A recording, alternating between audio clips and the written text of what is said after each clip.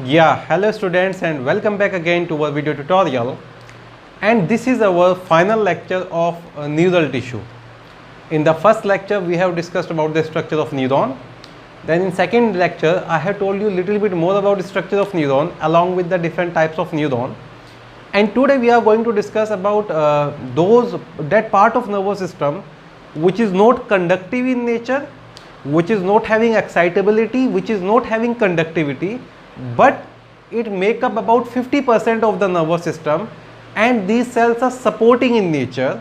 They help different neurons to glue with each other, and that's why the name is glial cell, and as they are part of nervous system we call that neuroglial cell. So in this lecture we will be learning about neuroglial cell, but before really starting about neuroglial cell and that ependymal cell and neurosecretory cell, let me give you a very clear concept of nerve fiber, nerve and nerve polarity. What do you understand by nerve fiber? You have learned yet that what is a nerve cell. A nerve cell is the other name of neuron. Nerve cell is the other name of neuron. In muscular tissue we have learned about muscle cell. And what is the other name of muscle cell? It was muscle fiber. That's understood, and this is what you have learned. Now if you have been asked what is the meaning of nerve fiber, is that the other name of that nerve cell or nerve fiber is something else? Answer to that question is that nerve fiber is not nerve cell. Nerve fiber is not complete neuron. Nerve fiber is a part of nerve cell or neuron. To be very specific, nerve fiber is a part of nerve cell and a neuron. Let's say again in the third lecture I am doing this thing again and again, that I am going to make a nucleus here, nucleolus here, and I am going to make certain protoplasmic process. And what are these protoplasmic processes? These are dendrite. And then with axon hillock I am going to make a long structure here. This is what we call axon, and these are the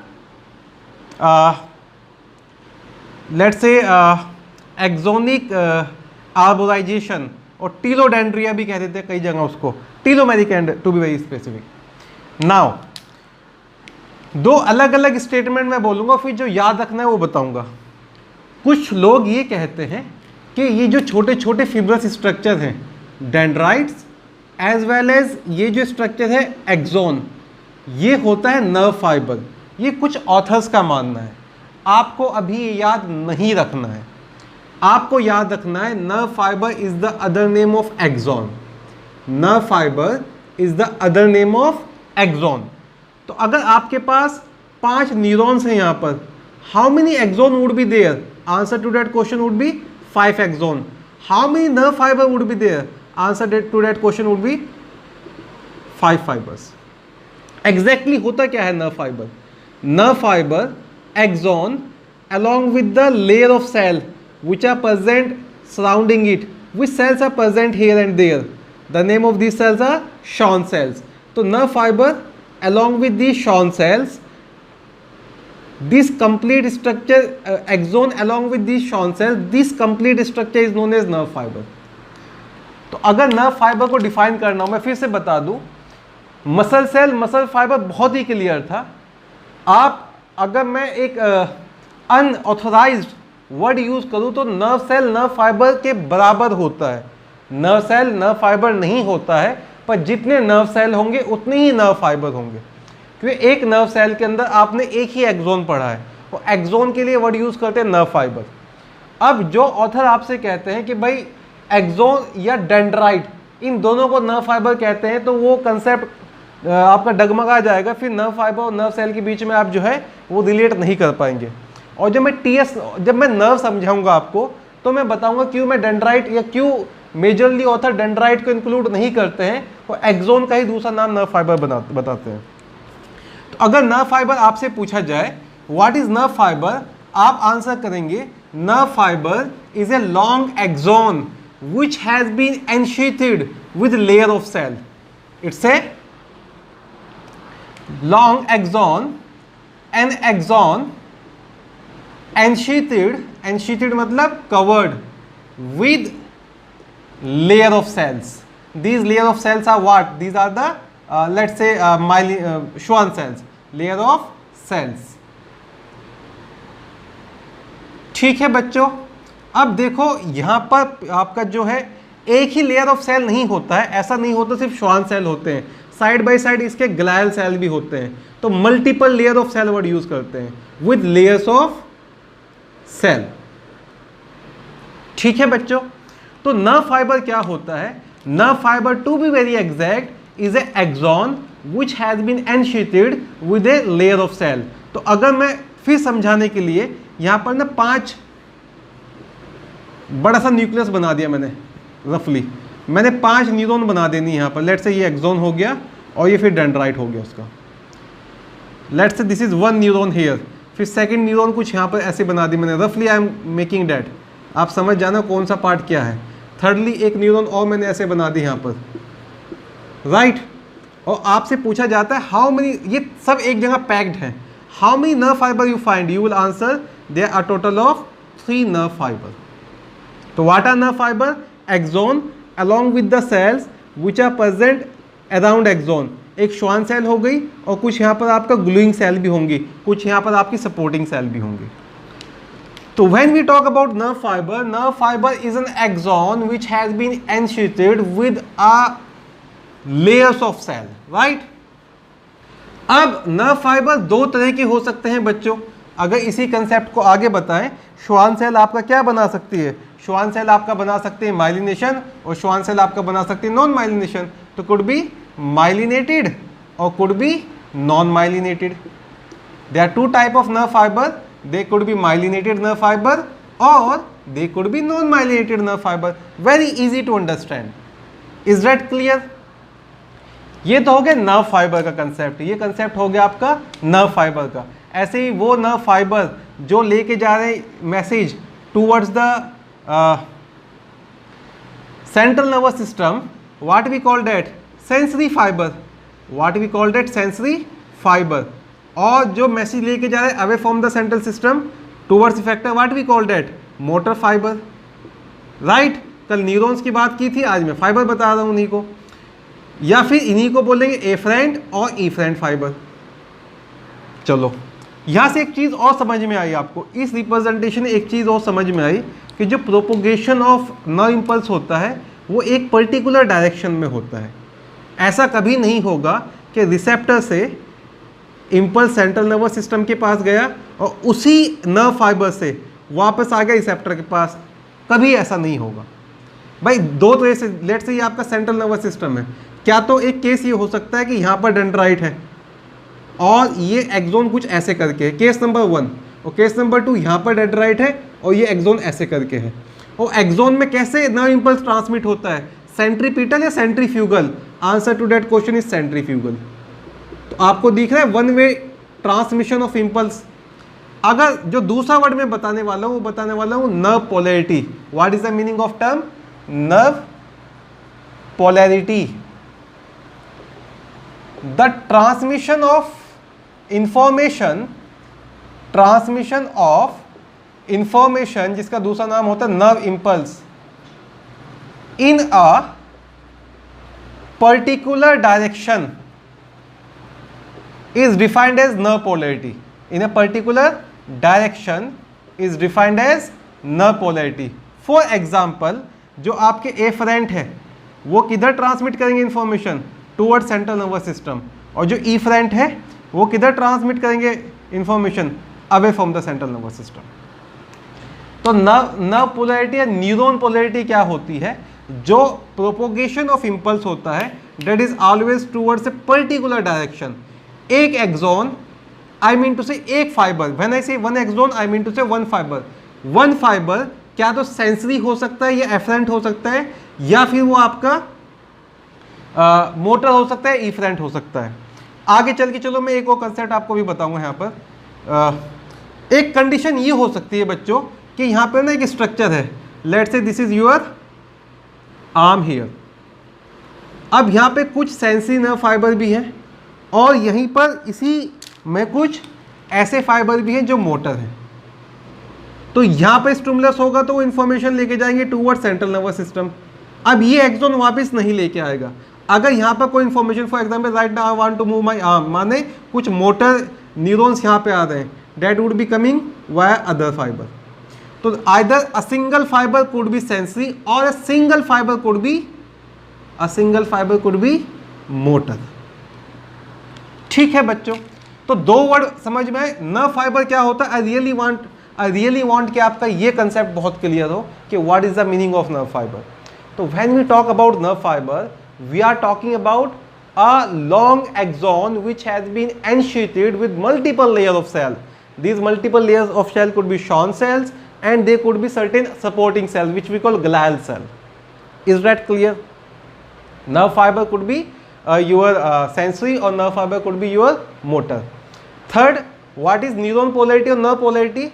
A unidirectional flow of information or flow of information in a specific direction is referred as to nerve polarity. And nerve polarity का मतलब for example क्या होता है कि भाई efferent जो है central nervous system की तरफ लेके आएंगे और इफरेंट सेंट्रल नर्वस सिस्टम से इफेक्टर की तरफ लेके जाएंगे। ठीक है बच्चों, अब मैं बताता हूं what is the meaning of term nerve. What is the meaning of term nerve? देखो, अगर आप नर्व और नर्व सेल दोनों को एक चीज समझते हो तो आप बिल्कुल गलत समझते हो। Nerve, to be very specific, nerve is a collection of nerve fibers.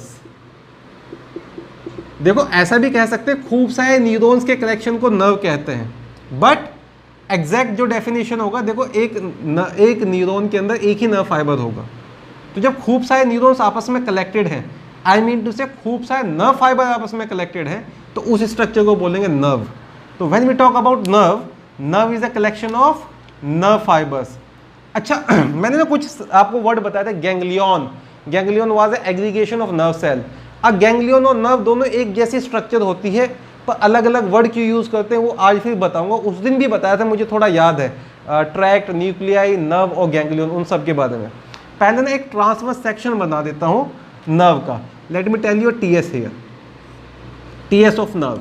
जैसे टीएस ऑफ मसल पढ़ा था, ऐसे टीएस ऑफ नर्व पढ़ लेते हैं। भाई मसल के अंदर क्या था, खूब सारे मसल फाइबर थे। ऐसे नर्व के अंदर क्या होता है, खूब सारे नर्व फाइबर होते हैं। अब नर्व फाइबर हम रिप्रेजेंट करेंगे ब्लैक कलर से। Let's say these are the nerve fibre here, जो मैं ऐसे रिप्रेजेंट कर रहा हूं। एक बंडल ऑफ नर्व फाइबर यहां पर है आपके पास, एक बंडल ऑफ नर्व फाइबर यहां है आपके पास, क्योंकि वहां पे बंडल ऑफ मसल फाइबर मैंने बताया था, इसलिए यहां पे बंडल ऑफ नर्व फाइबर में बताता जा रहा हूं।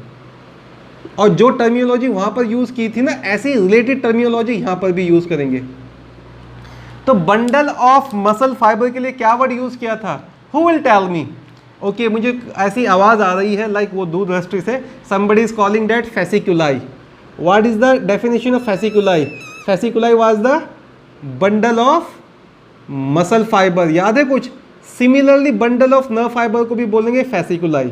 जैसे बंडल ऑफ मसल फाइबर को fasciculi बोला था, वैसे ही बंडल ऑफ नर्व फाइबर के लिए वर्ड यूज करेंगे fasciculi। तो जो नर्व होती है, उस नर्व के अंदर खूब सारे बंडल ऑफ नर्व फाइबर होते हैं। और बंडल ऑफ नर्व फाइबर के लिए क्या वर्ड यूज किया आपने, fasciculi। Let's say this is fasciculi here. Okay, fasciculi के अंदर वहां पर क्या था, मसल फाइबर। fasciculi के अंदर यहां पर क्या है, fasciculi consist of nerve fibre. fasciculi consist of nerve fibre. आ रहा है बच्चों समझ इतना? ओके, अब जितने भी ये बंडल्स थे दे वर एनक्लोज्ड, जितने भी ये बंडल्स थे they were enclosed in a connective tissue sheath. याद है कुछ वहां पर, they were enclosed in a connective tissue sheath. उस कनेक्टिव टिश्यू शीथ का क्या नाम दिया था आपने, epimysium. That connective tissue sheath which encloses several bundle of muscle fibre, we call that epimysium. This connective tissue sheath which encloses several bundle of nerve fiber, we call that epineurium, we call that epineurium. तो वहां पर हमने word use किया था माइसियम for muscle, यहां पे हम word use करेंगे न्यूरियम, and न्यूरियम is a word for nerve. तो लेट्स कॉल दैट एपिन्यूरियम। जो एपिन्यूरियम होता है बेटा वो बना होता है आपका adipose connective tissue, areolar connective tissue and fibrous connective tissue. मैं दो मेजर बता देता हूं, adipose plus fibrous connective tissue. आप याद रखना किसी भी नर्व का अगर एडिपोज कनेक्टिव टिश्यू डैमेज होना शुरू हो जाता है तो पैरालिसिस और पेन बहुत ही कॉमन है। एक वर्ड यूज करते हैं neuroplegia. Neuroplegia is the other word for nerve pain. Neuroplegia is the other word for nerve pain. And what is one of the most common reason of nerve pain? That is decomposition और removal of adipose connective tissue from the epineurium. इसका काम होता है mechanical shock से बचा के रखना बस, तो सेंसिटिव ज़्यादा हो जाती है, नर्व सेंसिटिविटी आ जाती है। तो neuroplegia is nerve pain that is due to less adipose tissue. Adipose tissue के कम होने की वजह से नर्व इंजरी भी हो जाती है जिसकी वजह से पैरालिसिस तक हो जाता है। खैर मैं वहां नहीं जा रहा हूं। Okay, give me a name for this layer. Give me a name for this layer.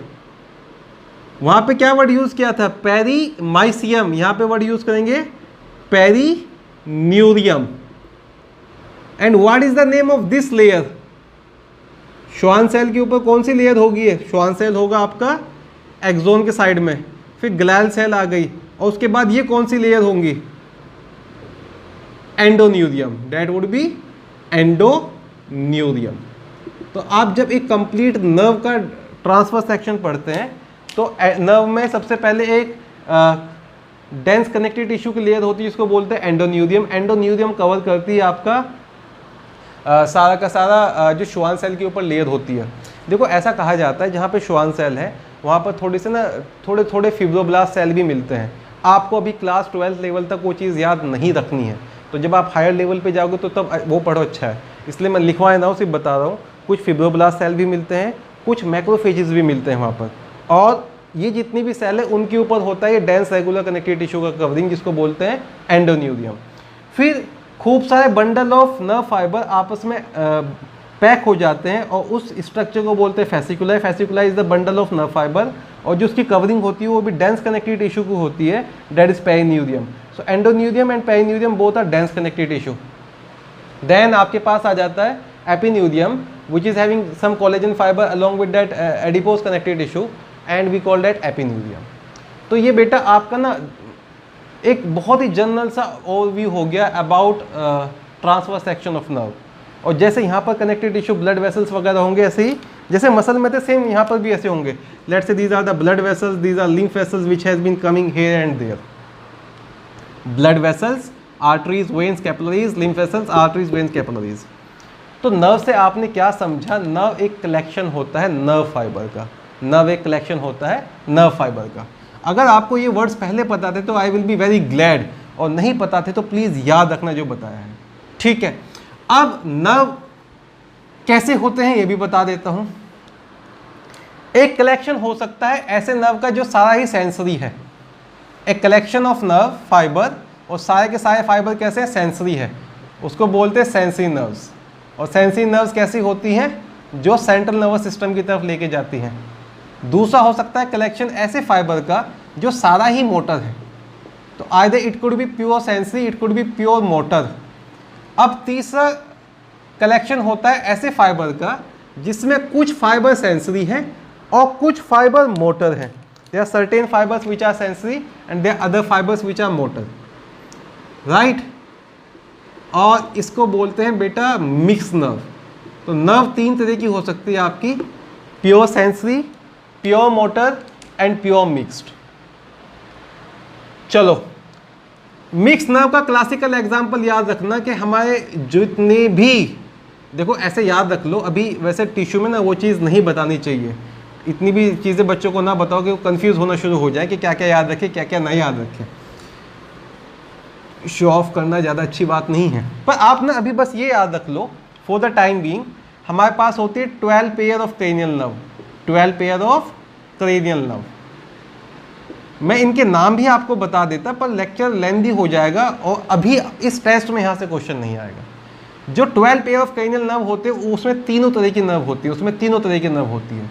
और जब मिक्स्ड का हम एग्जाम्पल पढ़ते हैं हमारे पास कितनी स्पाइनल नर्व है, 31 पेयर ऑफ स्पाइनल नर्व। इनके नाम वगैरह याद नहीं रखे जाते हैं स्पाइनल नर्व के, 31 पेयर ऑफ स्पाइनल नर्व, और ये सारी ही मिक्स्ड होती हैं। तो spinal nerves are completely mixed और क्रेनियल नर्व जो होती है वो आपकी सेंसरी होती है, मोटर होती है, मिक्स्ड होती हैं। ठीक है, मैं ऐसे ही ना just for your sake of knowledge नहीं वो चीज़ बताना ठीक नहीं है, वरना लेट इट बी, रुक जाते हैं यहाँ पर, कंट्रोल। जब हम नर्वस सिस्टम पढ़ेंगे तो ब्रेन और स्पाइनल कोड का जब स्ट्रक्चर वगैरह सब पढ़ा दूंगा, फिर मैं आपको पेरिफेरल नर्वस सिस्टम पढ़ाऊंगा और तब मैं बताऊंगा उन 12 क्रेनियल नर्व के नाम और कौन सी मोटर है, कौन सी सेंसरी है और कौन सी मिक्स्ड है वो, और बड़े अच्छे से मैनोमिक वहाँ पे याद कर दूंगा। तो अभी फॉर द टाइम बीइंग आप यही याद रख लें, अभी ये बताया है मैंने कि भाई आपका नर्व क्या होती है, नर्व पोलैरिटी क्या होती है, नर्व फाइबर क्या होते हैं। अब कुछ टर्मिनोलॉजी की बात करते हैं। This is a revision part, ये ना कहीं मैंने आपको एनिमल किंगडम में पढ़ाया था पर अभी शायद ज़्यादा अच्छे समझ में आ जाएगा और अब नहीं भूलोगे। यहाँ पे मैं 2 टर्म लिखूंगा जो सेंट्रल नर्वस सिस्टम में यूज़ होती है, यहाँ पे जो 2 टर्म लिखूंगा वो पेरिफेरल नर्वस सिस्टम में यूज़ होती है। Central nervous system is brain and spinal cord, और वहाँ से जितने भी नर्व्स अराइज होते हैं वो सारा का सारा पीएनएस बनाता है। अब 2 केस याद रखना, इट कुड बी माइलिनेटेड और मेडुलेटेड। माइलिनेटेड और मेडुलेटेड के लिए क्या वर्ड यूज़ करते हैं, white matter. What's the matter sir, it's white matter, और it could be grey matter. अब सुनो, एक वर्ड यूज होता है tract,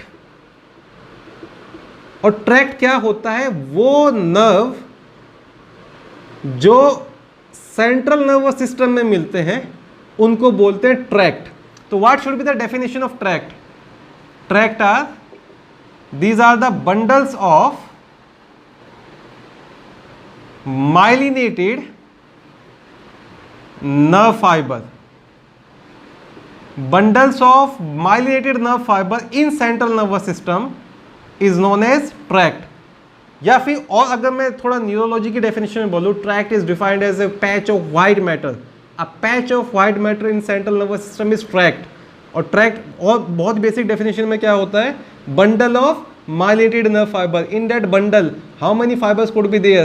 There could be as much as 200 million of fiber could be there. In a tract, as much as 200 million of fiber could be there. तो जब आपको nerve fibre का एक कलेक्शन मिलता है सेंट्रल नर्वस सिस्टम में, वो nerve fibre सारे माइलिनेटेड है तो उसको बोलते हैं ट्रैक्ट। और जब आपको नॉन माइलिनेटेड का बंडल मिलता है इन सेंट्रल नर्वस सिस्टम, उसको बोलते हैं nuclei. So what are nuclei? These are the bundles of non myelinated part. कौन सा होगा? Please say cell bodies. तो bundles of cell bodies to be very exact is nuclei. याद रखना, सेंट्रल नर्वस सिस्टम में जितनी भी एक्सॉन्स होती हैं वो सारी ही माइलिनेटेड होती हैं। सेंट्रल नर्वस सिस्टम में एक्सॉन्स माइलिनेटेड होती हैं। तो जब आप न्यूक्लियाई को डिफाइन करेंगे तो that is the bundle of cell bodies, और ट्रैक्ट को डिफाइन करेंगे that is the bundle of myelinated axon. ये बहुत आसान सा है ना। देखो आपने ना ये कुछ नर्व्स बना रखे हैं, ये मुझे दे दो आप न्यूरॉन्स, एक न्यूरॉन ये हुआ, दूसरा न्यूरॉन ये हुआ, तीसरा ये हुआ, कुछ ऐसे करके है। अब ये जो नीचे वाला पार्ट है क्या है बेटा? एक्सॉन। और जो ये वाला पार्ट है क्या है? Cell body. तो जब सेल बॉडी का बंडल नज़र आएगा तो इसको क्या कहेंगे? इसको बोलेंगे न्यूक्लियाई। और जब ये बंडल नज़र आ रहा होगा तो आप इसको क्या कहेंगे? इसको बोलेंगे ट्रैक्ट। तो ये कौन सा मैटर है? White matter. और ये कौन सा मैटर है? Grey matter. और कल बताया था कि भाई ग्रे मैटर किस तरफ होता है ब्रेन में? बाहर की तरफ। और वाइट मैटर कैसा किधर होता है? अंदर की तरफ। अगर आप इधर से विजुलाइज कर रहे हैं तो, और लेट्स से अगर आप इधर से विजुलाइज करेंगे, अगर अरेंजमेंट कुछ ऐसा हो जाए कि पेरीफेरी पे एक्सॉन्स दिख रहे हैं और बाहर की तरफ क्या दिख रहे हैं? Cell bodies. तो वाइट मैटर बाहर, ग्रे मैटर अंदर, वो स्पाइनल कोड का केस होगा, वो अभी नहीं पढ़ना। तो 2 टर्म समझ में आया बेटा? न्यूक्लियाई क्या होता है, ट्रैक्ट क्या होता है। अब जो वर्ड नर्व होती है वो यूज होती है पेरिफेरल नर्वस सिस्टम में। जो चीज ट्रैक्ट है सेंट्रल नर्वस सिस्टम में, उसी चीज को नर्व बोलते हैं पेरिफेरल नर्वस सिस्टम में। तो नर्व का डेफिनेशन भी क्या हो जाएगा, bundle of myelinated nerve fibre. अभी बताएं bundle of nerve fibres are nerves, bundle of nerve fibres are nerves. और कौन से nerve fibre to be very exact, myelinated. तो सर नॉन माइलिनेटेड का क्या मतलब होता है, अगर नॉन माइलिनेटेड हो पीएनएस में, उसको बोलते हैं बेटा गैंग्लियन, उसको बोलते हैं गैंग्लियन। तो जो सेंट्रल नर्वस सिस्टम में न्यूक्लियाई है वही स्ट्रक्चर पेरिफेरल नर्वस सिस्टम में होती है गैंग्लियन। जो सेंट्रल नर्वस सिस्टम में ट्रैक्ट है वही स्ट्रक्चर पेरिफेरल नर्वस सिस्टम में होती है नर्व। तो मैं फिर से 4 स्ट्रक्चर बता देता हूँ। ट्रैक्ट और न्यूक्लियाई वर्ड यूज करते हैं सेंट्रल नर्वस सिस्टम के लिए। ट्रैक्ट व्हाइट मैटर का पैच होता है, न्यूक्लियाई ग्रे मैटर का पैच होता है। नर्व और गैंग्लियन वर्ड यूज करते हैं पेरिफेरल नर्वस सिस्टम के लिए। नर्व व्हाइट मैटर का पैच होता है और गैंग्लियन ग्रे मैटर का पैच होता है। ठीक है बच्चों, इज दैट क्लियर? तो अगर कभी मैं आपसे कहूँ, या जो भी टीचर आपको पढ़ा रहा है, जो भी आपको पढ़ाएंगे वो आपसे कहें कि लार्जेस्ट न्यूक्लियाई ऑफ ब्रेन क्या है, तो न्यूक्लियस ढूंढने मत बैठ जाना वहाँ पर। लार्जेस्ट न्यूक्लियाई ऑफ ब्रेन की जब बात करेंगे तो बंडल ऑफ सेल बॉडीज, एक स्ट्रक्चर जहाँ पे बहुत सारे बंडल ऑफ सेल बॉडीज है, आप पढ़ेंगे the largest nuclei of your cell brain that would be striatum, come on, that is not clicking in my brain right now. मुझे अगर याद आ गया तो मैं बता दूंगा आपको, ठीक है? Late it B, I am growing older, भूल जाता हूँ मैं। तो बच्चों tract, nuclei, nerve and ganglion, ये 4 चीज़ें क्लियर हुए। मैं कैसे भूल सकता हूँ उसको? Corpus stratum is the name, yes, I am so proud on my memory. Corpus stratum आप पढ़ोगे कभी आगे चल के, is the name of largest nuclei in your brain. Corpus stratum is the name of largest nuclei in your brain. चलो खैर, जो भी है, ये हो गया basic concept of nerve, nerve fibre and neuron polarity, और नर्व पोलैरिटी भी मैं कह सकता हूँ, ठीक है? अब पढ़ते हैं glial cell. Coming on our other part, यहाँ पर शायद न्यूरॉन्स वाला जो पार्ट है, जो कंडक्टिंग सेल है, वो हमने ख़त्म कर दिया है। अब हम कंडक्टिंग सेल की बातें आगे नहीं करेंगे अपने लेक्चर के अंदर। अब हम बात करेंगे सपोर्टिंग सेल की। तो नेक्स्ट जो पढ़ने वाले हैं that is your neuro glial cells. और जो वर्ड ग्लायल होता है बेटा, कल भी परसों भी बताया था मैंने, उसका एग्जैक्ट वर्ड मतलब होता है ग्लू। सपोर्टिंग और दो cells which has been going to glue the adjacent neuron, दो cells which are going to support और which are going to fix the adjacent neuron, this is what we call neuroglial cell. Neuroglial cell पहले याद रखेंगे, they are non conducting and non-excitatory, non-excitable in nature. About 50% of neural tissue, they made up about 50% of neural tissue. तो तकरीबन 50% of neural tissue हमारा ऐसा है जो conductivity नहीं करता है, ठीक है? And what are the major functions? They are meant for protection and support. एक 1 by 1 सारे बताऊंगा मैं। Protection and support, then they are also meant for formation of blood brain barrier, formation of blood brain barrier, and last but not the least they are also meant for defence system, they are also meant for defence system, they are also meant for myelination. तो ये 4 function तो मैं at least discuss करूंगा ही। Protect and support कौन सा करता है, blood brain barrier कौन बनाता है, डिफेंस सिस्टम कौन सा बनाता है, और माइलिनेशन कौन करता है। ये बताने की दोबारा ज़रूरत नहीं है मुझे कि श्वान सेल नहीं होती है आपके सेंट्रल नर्वस सिस्टम में, श्वान सेल सिर्फ और सिर्फ होती है पेरिफेरल नर्वस सिस्टम में। तो आज मैं आपको बताऊंगा सेंट्रल नर्वस सिस्टम में कौन सी सेल माइलिनेशन करती है, क्योंकि सेंट्रल नर्वस सिस्टम में तो ज़्यादा माइलिनेटेड पार्ट ही होता है। सेंट्रल नर्वस सिस्टम में ज़्यादातर माइलिनेटेड पार्ट ही होता है। मैंने बताया था आपको cranial nerve and spinal nerves are myelinated, और जो भी आपकी पेरिफेरल नर्वस सिस्टम का पार्ट होगा लाइट, वो somatic and autonomic to be very exact, वो नॉन माइलिनेटेड होता है। ये मैं बता चुका हूँ कल के लेक्चर में। ऑलराइट, सो न्यूरोग्लायल सेल डिस्कस करना शुरू करते हैं। देखो न्यूरोग्लायल सेल को ना हम 2 तरह से पढ़ेंगे। कुछ न्यूक्लियल सेल लार्ज इन साइज होगी तो उनको बोल देंगे मैक्रोग्लायल, और कुछ स्मॉल इन साइज होगी तो उनको बोल देंगे माइक्रोग्लायल। और फिर मैक्रोग्लायल के टाइप्स बता दूंगा, एंड मैक्रोग्लायल की जैसी और कुछ सेल होती है अलग अलग पार्ट ऑफ बॉडी में, उनके बारे में थोड़ा जिक्र कर दूंगा, ठीक है। Neuroglial cell are further of two type, those which are larger in size we call that macroglial, and all the macroglial are ectodermal in origin, no fun in telling, they are like origin of nervous tissue. And second cell which we will be discussing here are microglial cell.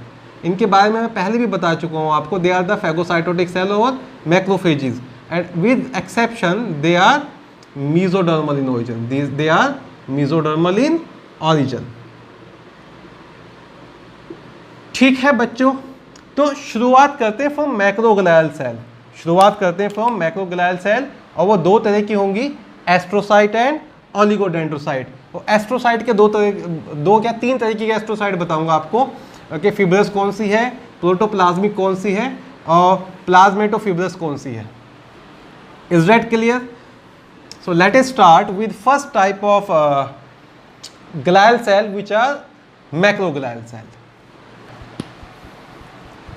So first macroglial cell, और macroglial cell में मैं आपको बताने वाला हूं macroglial cell, and macroglial cell के अंदर first I am going to discuss is astrocyte. Astrocyte, astro का मतलब होता है स्टार और साइट का मतलब होता है सेल। तो ये जो एस्ट्रोसाइट होती हैं बच्चों, they are having numerous protoplasmic process, they have numerous protoplasmic process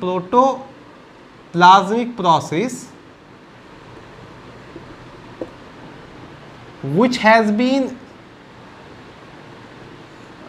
branching like a arms of a star, that's why we call that astrocyte। अब जो एस्ट्रोसाइट होती हैं, एस्ट्रोसाइट भी दो तरह की होती हैं। Astrocyte they are further of two types, एक होती है आपकी फिब्रस एस्ट्रोसाइट, और एक they are actually of three type I will say. एक होती है फिब्रस, एक होती है प्रोटोप्लाज्मिक। तो पहले फिब्रस और प्रोटोप्लाज्मिक के बारे में मैं आपको बता देता हूं, फिर मैं आपको बताऊंगा the third type which is connecting these two. Fibrous जो होती है बच्चों, बना के दिखा देता हूं मैं। Let's say this is the cell here, what I am doing, come on, and that is a nucleus here, somewhat flattened nucleus. From this cell numerous process would be arising, and these process are very thin and they are asymmetrical in nature. The process are thin and they are asymmetrical in nature. A cell which is having thin and asymmetrical process, the process are so thin that they appear like that of fibers.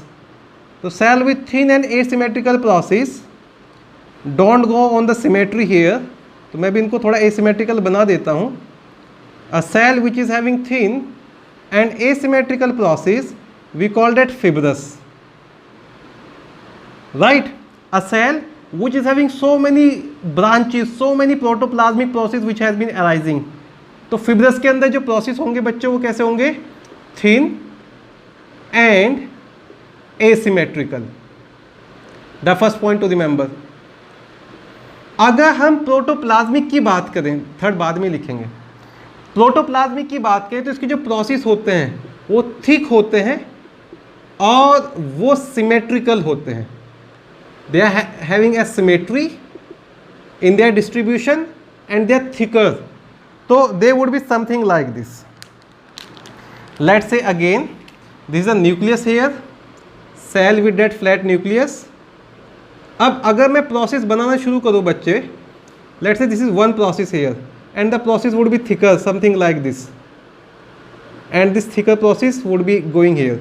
Second process it would be thicker like this, and that thicker process is coming like this. Third process thicker, अच्छा 3 dead side है तो 3 dead side बनाना आप। Please remember they have symmetry, so जब आप उसे अलग अलग प्लेन अलग अलग एक्सिस पे कट करेंगे तो they would be showing equal halves. तो something which can be cut into 2 or more equal halves we call that symmetrical thing. तो जिसके प्रोसेस थिक होते हैं और सिमेट्रिकल होते हैं उस सेल को बोलते हैं प्रोटोप्लाज्मिक, उस सेल को बोलते हैं प्रोटोप्लाज्मिक एस्ट्रोसाइट। और जिसके प्रोसेस थिन और एसिमेट्रिकल होते हैं उसको बोलते हैं फिब्रस एस्ट्रोसाइट। तो आपके पास 2 तरह के एस्ट्रोसाइट हो गए बच्चों, एक फिब्रस एस्ट्रोसाइट है, एक प्रोटोप्लाज्मिक एस्ट्रोसाइट। जो तीसरे टाइप के आप एस्ट्रोसाइट पढ़ोगे, the third type of astrocyte, they are present, they actually connect these two. The third type of astrocyte, they are the one which used to connect fibrous astrocyte with protoplasmic astrocyte, and they are having a very special name for that. We call that plasmatofibrous. We call that, let's say this is another astrocyte होगा तो खूब सारे process होंगे, neither they are fibrous nor they are protoplasmic, माने symmetrical भी नहीं होते, fibres के जैसे भी नहीं होते हैं। इनको बोलते हैं, the name is plasmatofibrous astrocyte. Plasmatofibrous astrocyte ज़्यादा कॉमन नहीं है डिस्कस करना, तो आप प्लीज़ 2 तरीके की याद रखें। अभी प्लीज़ मेजर 2 तरीके की याद रखें, फिब्रस एंड प्रोटोप्लाज्मिक। आप मेजर 2 ही तरीके की याद रखें, one is fibrous and second is protoplasmic. तो पहली जो सेल पढ़ रहे हैं आप, वो पढ़ रहे हैं आप एस्ट्रोसाइट, और एस्ट्रोसाइट के अंदर नुमेरस प्रोटोप्लाज्मिक प्रोसेस होते हैं, इसलिए उनको स्टार शेप्ड या एस्ट्रोसाइट कहते हैं। Astrocyte no fun in telling ectodermal in origin होती है, बड़ी बड़ी सेल है तो मैक्रोग्लियल सेल बोल दिया। अगर एस्ट्रोसाइट के जो प्रोसेस है वो थिन और एसिमेट्रिकल है, दे अपीयर लाइक ए फाइबर, और अगर आपके पास थिक एंड सिमेट्रिकल, ये जो प्रोसेस के अंदर खूब सा प्रोटोप्लाज्म कंटेंट होता है, इसलिए प्रोटोप्लाज्मिक एस्ट्रोसाइट कह देते हैं उसको। अब जो और ज़्यादा इंपॉर्टेंट चीज़ पढ़नी है वो है functions of astrocyte. I will be telling you 3, 4, 5 function of astrocyte and they are really really really important. तो लेट अस डिस्कस, ये हो गया बच्चों, let us now discuss about the functions of astrocyte. Okay, देखो mechanical support करेगा 2 sales को आपस में। अच्छा हो गए कैसे एस्ट्रोसाइट्स कैसे लगे होंगे, मैं बता देता हूँ आपको छोटा सा एक एक्सप्लेनेशन देके। लेट से मेरे पास ये एक एक्सोन, ये दूसरा एक्सोन, ये इसका डेंड्राइट, ये इसका डेंड्राइट। आपके पास ना ये 2 बिजली की तारें हैं। अब आप क्या करते हैं कि भाई ये वाले पार्ट आपस में ना मैच हो जाए, तो नेचर ने क्या किया, यहाँ पर ना एक माइलिन शीट लगा दिया है, नेचर इज सो वाइज। और नोड ऑफ रेनवियर पे भी आपका इम्पल्स जो है वो कहीं लूज ना हो जाए, तो यहाँ पर क्या लगा दिए, सेल्स लगा दी हैं। तो these are the cells which are like this, they are the one which are acting as packaging cells here. हम सपोर्टिंग एंड प्रोटेक्टिंग के साथ साथ इनको पैकेजिंग सेल भी कहेंगे, सपोर्टिंग एंड प्रोटेक्टिंग के साथ साथ इनको पैकेजिंग सेल भी कहेंगे। तो अगर आपसे पूछा जाए डेंड्राइट्स के आसपास किस सेल की शीट होती है, तो आप ग्लायल सेल बोल देंगे, और एक्सोन के पास Schwann cell and glial cell दोनों होती है। तो it they would be something like this, and as I told you 50% of nervous tissue is made by these cells only. तो 100 बिलियन में से 100 बिलियन न्यूरॉन्स हैं, और ऑलमोस्ट इतनी आती है आपके पास ये glial cells. As far as the number of cells are concern, we are trillion, ठीक है, 100 ट्रिलियंस भी हो सकती हैं, let it be. Okay, functions of astrocyte पढ़ने थे हमें। We have to discuss the main thing here, we have to discuss the function of astrocyte. Okay, गलत किया मैंने उनको हटा के, हम बना लेते हैं तो शायद ज़्यादा अच्छे से हमें पता चल पाए। चलो, एक एक्सोन यहाँ पर हो गया, दूसरा एक्सोन यहाँ पर हो गया, और ये गोल गोल से जो सेल बता रहे हैं ये आपकी ग्लायल सेल है। तो पहला जो फंक्शन होगा वो होगा they support and they separate and they provide mechanical support to the neurons. जो पहला फंक्शन होगा, functions of astrocytes, first one is they support and provide, they protect and provide mechanical support. They protect and provide mechanical support to the neurons. Mechanical support to the neurons. अब myelin sheath के साथ साथ देखो आपके पास जो action potential है वो कुछ ऐसे रन कर रहा है, और ये action potential node of Ranvier पे लीक ना हो जाए।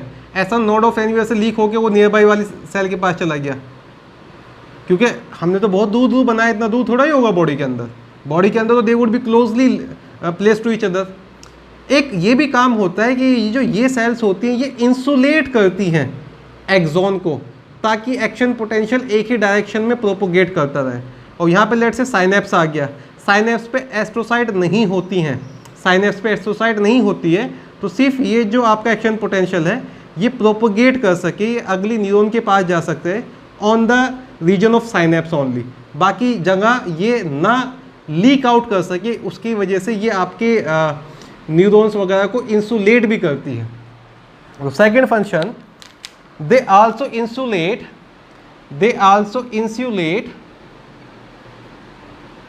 nerve fibers so that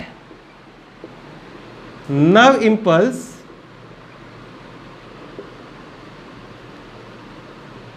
can not leak away and is only propagated and only transferred to next neuron over synapse where these packaging cells are missing, where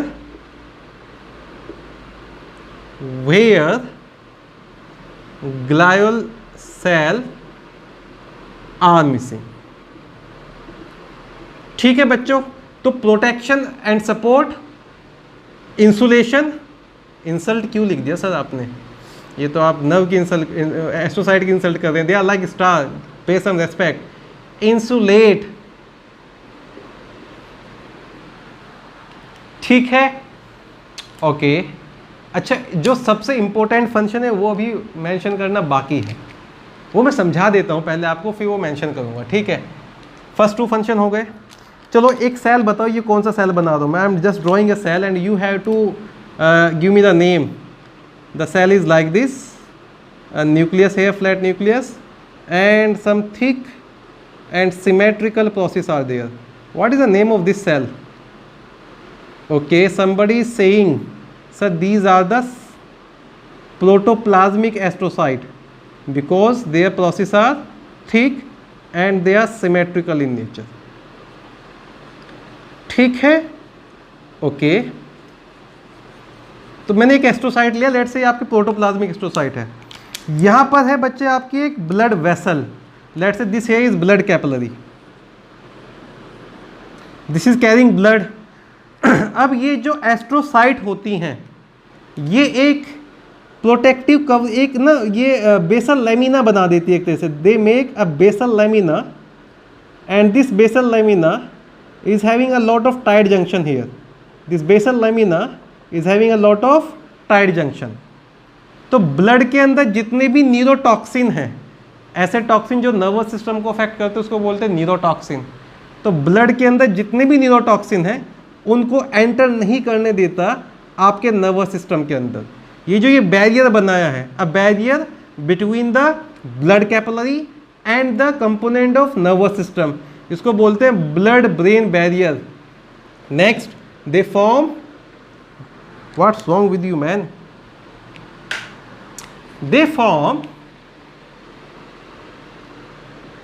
blood brain barrier. Who form blood brain barrier? Answer is astrocyte. ये याद रखना है, ये सबसे common function है जो पूछा जाता है। आई रिपीट, ये सबसे कॉमन फंक्शन है जो पूछा जाता है, ब्लड ब्रेन बैरियर कौन बनाता है? Answer is astrocyte. अब एस्ट्रोसाइट के बारे में क्या होगा कि एस्ट्रोसाइट के जो प्रोटोप्लाज्मिक प्रोसेस है वो ब्लड वेसल के चारों तरफ एक केमिकल कवरिंग, एक सिक्रेटिव, एक प्रोटेक्टिव कवरिंग सिक्रिएट कर देती है जिसको बोलते हैं बेसल लैमिना। और जहाँ पे सिक्रेशन होगा वहाँ पे खूब सारे टाइट जंक्शन होंगे। Basal lamina with junction, tight junction. तो एक साल सवाल पूछा था कि भाई ब्लड ब्रेन बैरियर में कैसे जंक्शंस होते हैं, answer to that question was tight junction. Gap junction होते तो आराम से कम्युनिकेशन हो जाता, पर टाइट जंक्शन है तो कम्युनिकेशन नहीं होता है। ठीक है, तो ब्लड से they prevent, what this do, prevent entry of neurotoxin to the nervous system. तो ब्लड से जितनी भी टॉक्सिक चीज़ें हैं उसकी एंट्री नहीं होने देता है ये part.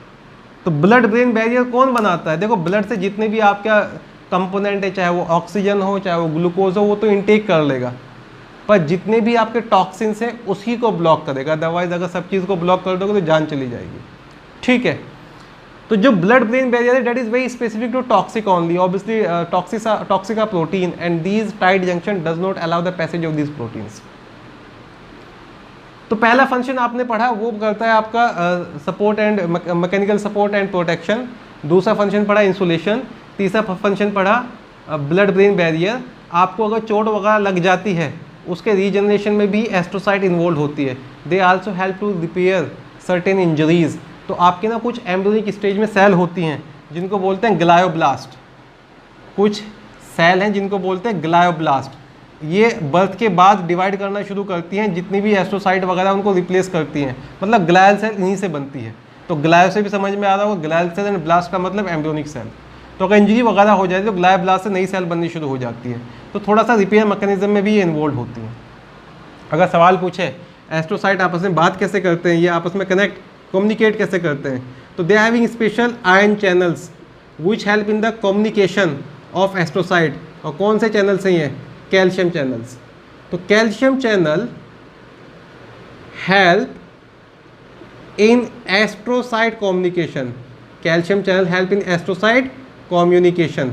And last but not the least, अगर आप मुझसे पूछें कि सर कौन से पार्ट में, आपने ये तो बता दिया कि सर जो प्लाज्मेटो फिब्रस होती है वो दोनों के बीच में होती है।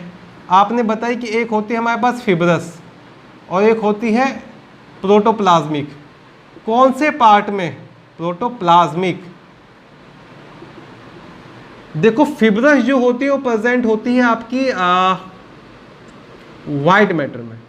Fibrous is present in white matter part, fibrous astrocyte, and protoplasmic are present in grey matter part.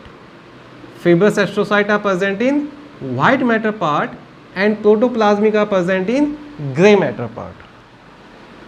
तो पहली जो मैक्रोग्लायल सेल आपने पढ़ी, क्योंकि उसके पास खूब सारे प्रोसेस होते हैं, they look like a star, that's why we call that astrocyte. दो तरह के एस्ट्रोसाइट, जिसके बहुत ही थिन और एसिमेट्रिकल प्रोसेस है वो आपकी फिब्रस, और जिसके थिक और सिमेट्रिकल प्रोसेस है वो आपकी प्रोटोप्लाज्मिक। दोनों के बीच में जो होता है वो होता है प्लाज्मेटोफिब्रस। उसको ना ही याद रखो तो भूल ही जाओ उसको। फिब्रस ज़्यादा होती है आपके वाइट मैटर में और प्रोटोप्लाज्मिक ज़्यादा होती है आपके ग्रे मैटर में। आपस में एस्ट्रोसाइट बात करती है with the help of calcium channel. तीन मेजर फंक्शन याद रख लेना, तीन क्या चार याद रख लेना: protection and support, insulation, the most important is blood brain barrier, and the fourth one is they are also involve in repair. And glioblast are the cell which give rise to the glial cell, mainly macroglial cell. क्यों? Microglial cell तो पढ़ के आओ ना, वो तो monocyte से बनी है। Microglial cell are the macrophages and macrophages are found by monocyte. तो मैक्रोग्लायल सेल को बनाती है ग्लायोब्लास्ट। तो ग्लायोब्लास्ट हमारी एम्ब्रियोनिक स्टेज में होती है और बर्थ के बाद भी होती है ग्लायोब्लास्ट हमारे पास। तो न्यूरॉन डिवाइड नहीं करते, ये न्यूरोनल सेल नहीं, ये नॉन न्यूरोनल सेल है। कभी भी कोई सवाल पूछ ले ब्रेन ट्यूमर किन सेल में होता है, तो न्यूरॉन तो डिवाइड ही नहीं करते। जो सेल डिवाइड नहीं करती वो अनकंट्रोल्ड डिवीजन कैसे शो करेगी? तो ये जो ग्लायल सेल होती हैं इन्हीं के अंदर होता है ट्यूमर। इसलिए जो ब्रेन ट्यूमर उसका दूसरा नाम होता है glioma. Why glioma? Because it's a malignancy और it's a condition carcinoma of glial cell. तो याद रखना ग्लायल सेल के अंदर ही कैंसर वगैरह होता है।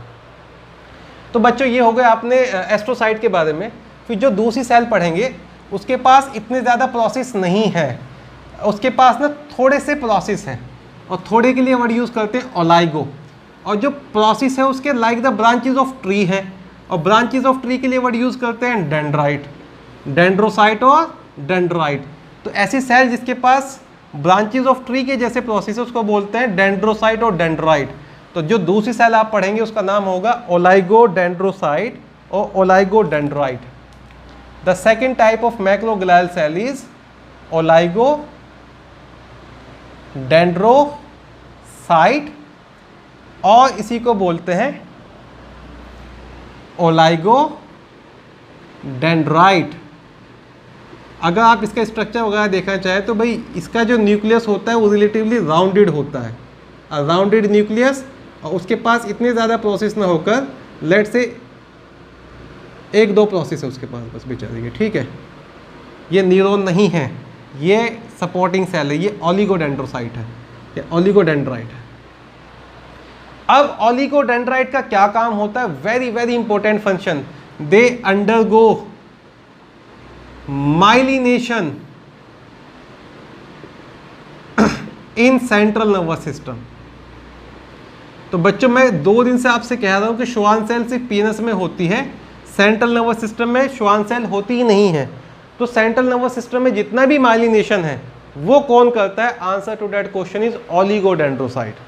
तो आपके पास ये जो 2 न्यूरॉन थी, यहाँ पर चारों तरफ ओलिगोडेंड्रोसाइट तो मिलनी ही मिलनी है आपको, और वो ओलिगोडेंड्रोसाइट क्या कर रही हैं? आपका माइलिनेशन कर रही है। फिर आपके पास एस्ट्रोसाइट की लेयर आनी शुरू हो जाएगी। तो मैं बताया नर्व फाइबर के पास मल्टीपल लेयर ऑफ सेल होती है, मल्टीपल शीट ऑफ सेल होती हैं। तो जैसे यहाँ पर श्वान सेल नहीं है तो यहाँ पे ओलिगोडेंड्रोसाइट होंगी। Oligodendrocyte are completely different in nature than Schwann cell, और यहाँ पर आपका एस्ट्रोसाइट होगी। क्या मैकेनिज्म है सिक्रेशन का वो अभी ना याद रखें, बस अभी याद रखेंगे माइलिनेशन कौन करता है सेंट्रल नर्वस सिस्टम में? ओलिगोडेंड्रोसाइट। पीनस में कौन करता है? Schwann cell. तो which are the cell like Schwann cell of central nervous system which are like Schwann cell, in cell of central nervous system which are like Schwann cell? Answer to that question would be oligodendrocyte. तो 2 तरीके पढ़ लिया आपने, astrocyte and oligodendrocyte, ठीक है बच्चों। अब ये तो हो गए ब्रेन वाली। ब्रेन के बाहर भी कुछ एस्ट्रोसाइट के जैसी सेल हमें मिलती हैं, कुछ सपोर्टिंग सेल हैं जो माइलिनेशन तो नहीं कर रही हैं, तो ओलिगोडेंड्रोसाइट तो नहीं है, पर सपोर्टिंग सेल हैं तो उन्हें ना लाइक ओलिगोसाइट कह देते हैं। तो अदर ग्लायल सेल उनको एस्ट्रोसाइट कह देते हैं। Examples of other glial cells. देखो पहला जो ग्लायल सेल मैं बता रहा हूँ बेटा वो होता है आपका पोस्टीरियर पिट्यूटरी में, उसका नाम होता है पिट्यूसाइट्स।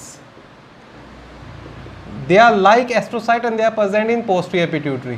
तो पोस्टीरियर पिट्यूटरी में जो भी हाइपोथैलेमस की न्यूरॉन्स आ रही होंगी, जो भी एक्सोन्स आ रही होंगी, उनको सपोर्ट करने के लिए होती है पिट्यूसाइट्स। तो जो पिट्यूसाइट्स होती हैं they are like astrocyte and they occur in posterior pituitary.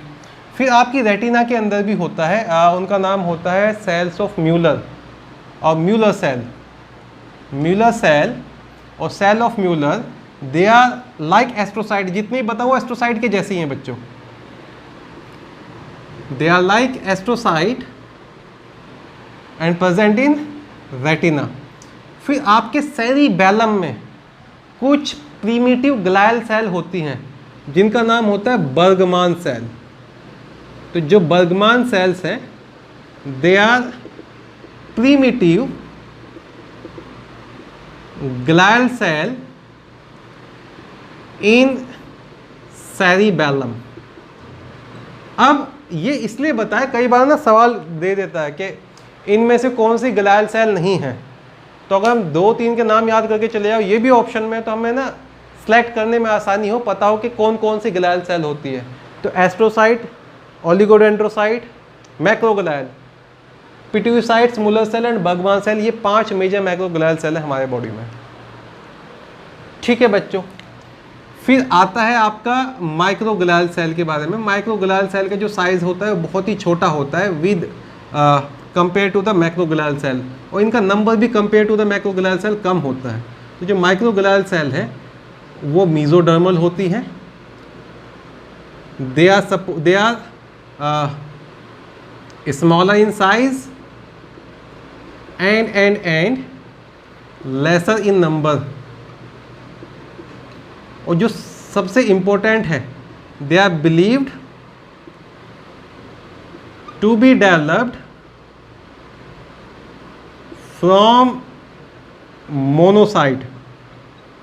तो अगर कभी भी पूछा जाए which are the macrophages of brain, macrophages of brain, answer होना चाहिए माइक्रोग्लियल सेल, आंसर होना चाहिए microglial cell.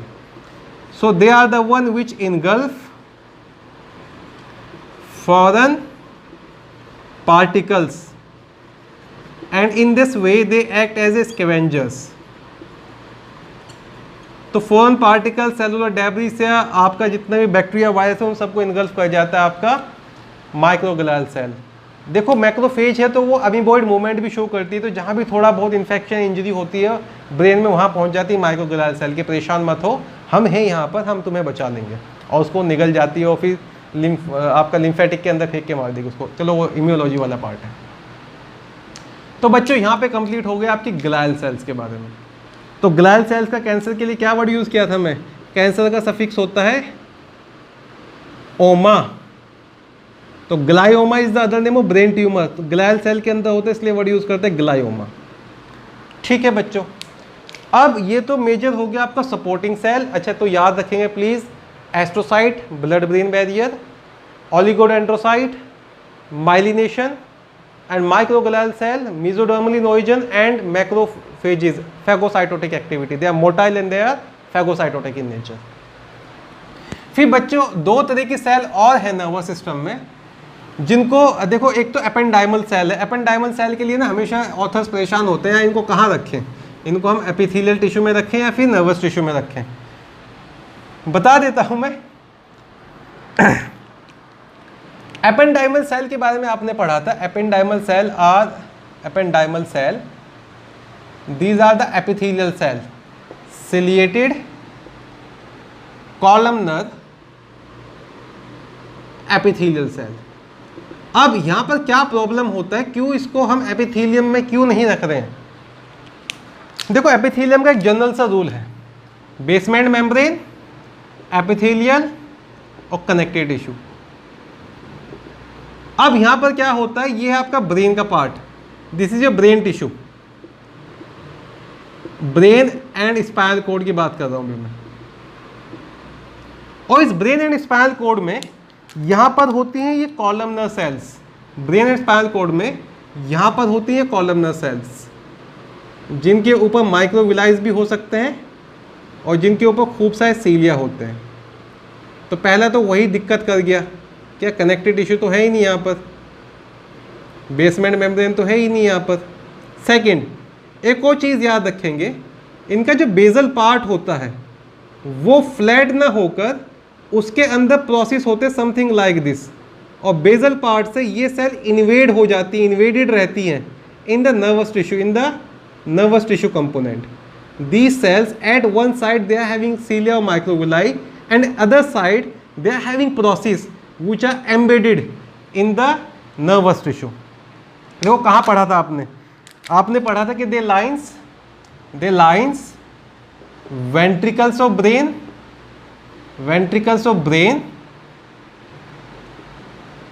and central canal of spinal cord. और क्या फंक्शन था? they keep the CSF moving, जो तुमने अब तक पढ़ा है. They keep the CSF moving. अब देखो फॉर एग्जाम्पल ये आपके पास ना central canal of spinal cord है. Let's say this is your central canal of spinal cord. तो ये यहाँ पे ब्रेन टिश्यू और ये यहाँ पे ब्रेन टिश्यू, और central canal of spinal cord में ये सेल्स कुछ ऐसे मिलेंगे आपको. They are columnar like this with so many processes and they are invagination here as well. Similarly they would be like this. They are having cilia this way and they are having invagination like this as well. कुछ जगह पर ependymal cell flat भी हो जाती हैं, कुछ जगह पर एपेंडाइमल सेल फ्लैट भी हो जाती हैं. चलो खैर छोड़ो. तो सीलिया के साथ साथ इनके पास माइक्रोविलाई भी होते हैं. माइक्रोविलाई चीज़ों को एब्जॉर्ब करने में भी हेल्प करता है. तो जो एपेंडाइमल सेल है that is the other name of ciliated columnar epithelium which lines the ventricle of brain as well as central canal of spinal cord. At one side it is having cilia or microvilli, at other side it is having projection which invaginate in the brain tissue. The cilia help the CSF moving and microvilli help the absorption of material from the CSF. Brain के अंदर blood नहीं जाता, याद रखना. Brain tissue के अंदर जो भी ब्रेन का ब्लड होता है उसको सेरिब्रो स्पाइनल फ्लूइड कहते हैं, जिसको CSF कह रहा हूँ मैं. That is cerebro spinal fluid. Cerebro is a word for brain and spinal cord वाला पार्ट हो गया. ये हो गए आपका एपेंडाइमल सेल के बारे में. फिर एक और सेल सुन लो, that is your neurosecretory cell. The last one is your neurosecretory cell. अब देखो जो न्यूरोसिक्रेटरी सेल है वो एक तरह की मॉडिफाइड न्यूरॉन्स हैं. न्यूरोसिक्रेटरी सेल्स मैं पहले बताया तो ये कहाँ मिलती हैं. They are found in hypothalamus. They are found in hypothalamus. They are modified neurons. Neurosecretory cells are simply modified neurons. Okay. Neuron बता दीजिए फटाफट एक बार. कितनी बार न्यूरॉन बनाएंगे सर, आप थक नहीं गए? बस अब बाय बाय कह रहे हैं नर्वस टिश्यू को, तो एक लास्ट और बना लेते हैं. ठीक है सर, बड़े आराम से बनाइए sir. I guess you are getting the concepts of neural tissue. Almost 15 to 20 questions would be from neural tissue. तो ज़्यादा बड़ा टॉपिक नहीं है, नहीं. Almost 15 question would be there. Connective tissue ज़्यादा बड़ा तो वहाँ से 30 क्वेश्चन आ सकते हैं. Who knows, I don't know actually. खैर, ये है आपका एक न्यूरॉन. एक नॉर्मल से न्यूरॉन बना रहा हूँ मैं आपको, ठीक है. और ये साइनेप्टिक वेसिकल है. यहाँ पर ये नीजल ग्रेन्यूल्स और tigroid body. You know Nissl granule और टिग्रोइड बॉडी का एक और नाम होता है, इसको क्रोमोफिल बॉडीज भी कहते हैं. Nissl granules are also known as chromophil body और tigroid body. These are the site of protein synthesis. इन्होंने कुछ प्रोटीन बनाए. Let's say these are the raw proteins which are form there. ये red colour की कुछ proteins है जो ये बना रहे हैं. अब यहाँ पर ये स्ट्रक्चर नहीं जो रेड प्रोटीन को बनाते हैं, तो ये रेड प्रोटीन यहाँ से ट्रांसपोर्ट होनी शुरू हो जाती है और ये यहाँ पर पहुँच जाती है. यहाँ पे स्पेशल एंजाइम होंगे जो इन रेड प्रोटीन को पैकेज करेगा और न्यूरोट्रांसमीटर बनेगा. और ये क्या रिलीज़ करेगा? न्यूरोट्रांसमीटर. ये एक नॉर्मल न्यूरॉन की बात है. अब ये जो मॉडिफाइड न्यूरॉन है, दे आर मॉडिफाइड. वो न्यूरोट्रांसमीटर नहीं बनाती है. They become modified and they start secreting from their axon terminal. They start secreting certain intercellular messenger and these intercellular messenger are known as hormones. So they are found in hypothalamus, modified neuron which secrete hormones, ऐसे hormones जो neurosecretory cell से release होते हैं उन्हीं को तो कहते हैं न्यूरो हार्मोन्स. उन्हीं को कहते हैं न्यूरो हार्मोन्स. कि बहुत हो गया इधर की बातें उधर करना, इधर का मैसेज उधर ट्रांसफ़र करना, हमें कुछ सिग्निफिकेंट चीज़ करनी है तो चलो हार्मोन बनाना शुरू कर देते हैं. तो हाइपोथैलेमस की कुछ न्यूरॉन मॉडिफाई होके हार्मोन सिक्रेशन शुरू कर देते हैं, उनको बोलते हैं न्यूरोसिक्रेटरी सेल. अब ये जो न्यूरोसिक्रेटरी हार्मोन्स हैं ये जनरली पिट्यूटरी ग्लैंड के ऊपर एक्ट करते हैं. एंटीरियर पिट्यूटरी ग्लैंड के ऊपर एक्ट करते हैं, एंटीरियर लोब ऑफ पिट्यूटरी, और उसके हार्मोन को स्टिमुलेट करते हैं. कुछ एग्जाम्पल बताओ न्यूरोसिक्रेटरी हार्मोन्स के क्या क्या होते हैं. देखो आपके पास एक होता है GnRH, गोनेडोट्रोपिन रिलीजिंग हार्मोन, जो आगे चल के FSH और LH को सिक्रेट कराएगा. आगे चल के वो एंटीरियर पिट्यूटरी से FSH और LH को सिक्रेट कराएगा. मैं ये चीज़ इसलिए बता रहा हूँ क्योंकि मेरा मानना ये है, आपने क्लास 10th में एंडोक्राइन सिस्टम पढ़ा हुआ है थोड़ा ब्रीफ में, वही नाम पढ़े होंगे. हाइपोथैलेमस से GnRH आता है. कौन सा सेल बनाता है? Neurosecretory cell. हाइपोथैलेमस से आपका ग्रोथ हार्मोन रिलीजिंग हार्मोन आता है, ग्रोथ हार्मोन इनहिबिटिंग हार्मोन आता है जो आपका ग्रोथ हार्मोन कंट्रोल करता है. तो ये जो ये हार्मोन है ये न्यूरो हार्मोन्स हैं जो कंट्रोल करते हैं secretion of this hormone. ACTH, Adreno, ये नाम याद नहीं रखने, नहीं पूछे जाएंगे नर्वस टिश्यू में. आई am just giving a show off here. तो एड्रीनोकोर्टिकोट्रोपिन रिलीजिंग हार्मोन, कोर्टिकोट्रोपिन रिलीजिंग हार्मोन, ये हाइपोथैलेमस से आएगा जो ACTH को कंट्रोल करेगा. और ऐसे कई सारे होंगे, मैं उनका लिस्ट नहीं बना रहा हूँ अभी. तो बच्चों ये हो गया आपका ग्लायल सेल्स, एपेंडाइमल सेल और नियोसिकेटी सेल के बारे में। अब आप लोगों को प्लीज़ पे अटेंशन, आप लोगों को क्या करना है, today is Wednesday, by today evening और टुमारो मॉर्निंग नर्वस टिश्यू के तीनों लेक्चर कंप्लीट कर लेने अपने। और कल मैं आपको एक असाइनमेंट पोस्ट करूँगा, उस असाइनमेंट को सॉल्व करके जितने भी डाउट्स हैं वो पूछ लें। असाइनमेंट डिस्कशन करेंगे फ्राइडे में। तो कल मतलब आज वेडनेसडे, कल आज का दिन और कल का दिन है आपके पास तीनों लेक्चर को कंप्लीट करने का। फिर थर्सडे को असाइनमेंट मिलेगा और फ्राइडे को असाइनमेंट डिस्कशन होगा। सैटरडे को एक टेस्ट होगा for nervous system only, and Sunday को एक टेस्ट होगा for connective tissue and nervous system. Please make it sure जिसके पिछले टेस्ट में मार्क्स कम आए थे वो इस बार अच्छे मार्क्स लाए, जिसका प्रिपेयर नहीं था वो प्रिपेयर करे, और जितनी चीज़ें पढ़ाई हैं यही चीज़ें हैं टेस्ट के लिए। बाकी तो सीखने के लिए बहुत कुछ है नर्वस सिस्टम में, पर टिश्यू लेवल पे ना इतनी चीज़ें ही काफ़ी है आपकी। ठीक है बच्चों, तो this is all for today. I wish you a very good luck. Please assure me that you are going to complete all the lectures. Otherwise देखो एज ए टीचर एक दूसरा ऑप्शन होता है कि आप ना अभी lecture like it's being around 4 right now, ठीक है, मैं 5 बजे लेक्चर प्राइवेट कर देता हूँ, तो मैंने लेक्चर के बाद भी 1 घंटा दे दिया बच्चों को देखने के लिए। फिर जिसने नहीं देखा है वो अपना खुद देखे, मैं तो फिर नहीं पब्लिक करूँगा। But as being a very nice person और बच्चों को प्रॉब्लम ना हो तो नहीं प्राइवेट कर रहा हूँ लेक्चर्स बच्चों। ठीक है dad, you must be thankful to me, ताकि रिवीजन वगैरह होते रहे। और जो फॉर ग्रांटेड लें, देखो आप अभी समझदार हो गए, जो नहीं पढ़ रहा है उसको, बच्चे क्लास में भी तो आधे नहीं पढ़ते थे, तो जिसको पढ़ना है वो अपना करते हो, जो नहीं पढ़ रहा है अपना ही नुकसान कर रहा है भाई। खैर मैं डांटने वाटने वाला टीचर नहीं हूँ। This is all for today. Please do take care of yourself. Stay safe. I wish you a very good luck for learning. Class is dismissed. Thank you.